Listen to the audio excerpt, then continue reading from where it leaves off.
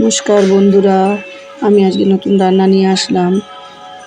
বাঁধাকপির ঘন্ট আর সবজি দিয়ে ডাল। আপনারা রান্নাটা দেখবেন, ভালো লাগলে লাইক করবেন, শেয়ার করবেন। নমস্কার বন্ধুরা।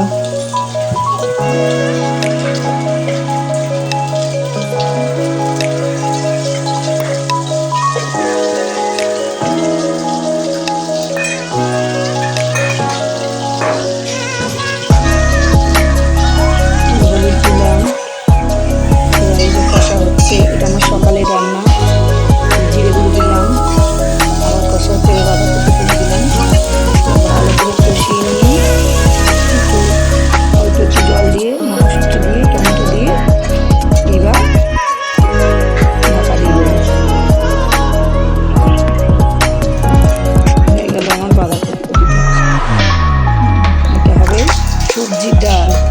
জিরে ফোড়ন দিলাম, সবজি তুলে দিচ্ছি।